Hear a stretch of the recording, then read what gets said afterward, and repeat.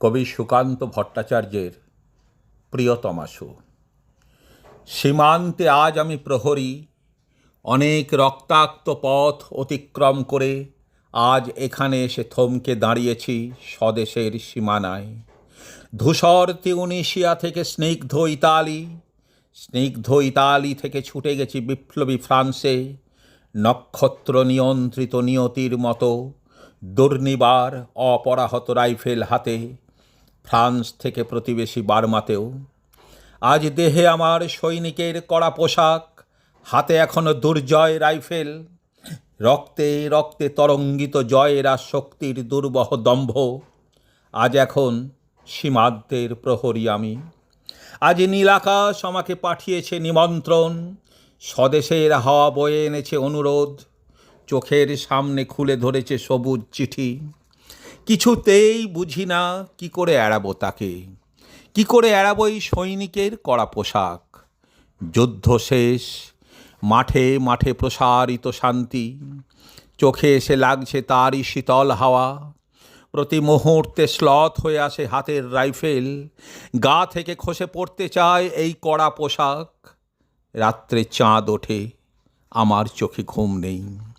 তোমাকে ভেবেছি কতদিন, কত শত্রুর পদক্ষেপ শোনার প্রতীক্ষার অবসরে, কত গোলা ফাটার মুহূর্তে, কতবার অবাধ্য হয়েছে মন যুদ্ধ জয়ের ফাঁকে ফাঁকে, কতবার হৃদয় জ্বলেছে অনুশোচনার অঙ্গারে তোমার আর তোমাদের ভাবনায়। তোমাকে ফেলে এসেছি দারিদ্র্যের মধ্যে, ছুঁড়ে দিয়েছি দুর্ভিক্ষের আগুনে, ঝড়ে আর বন্যায়, মারি আর মড়কের দুঃসহ আঘাতে। বার বার বিপন্ন হয়েছে তোমাদের অস্তিত্ব, আর আমি ছুটে গেছি এক যুদ্ধক্ষেত্র থেকে আর এক যুদ্ধক্ষেত্রে। জানি না আজও আছো কি নেই, দুর্ভিক্ষে ফাঁকার বন্যায় তলিয়ে গেছে কিনা ভিটে, জানি না তাও। তবু তোমাকে লিখছি আজ, লিখছি আত্মম্ভর আশায়। ঘরে ফেরার সময় এসে গেছে, জানি আমার জন্য কেউ প্রতীক্ষা করে নেই মালায় আর পতাকায়, প্রদীপে আর মঙ্গল ঘটে।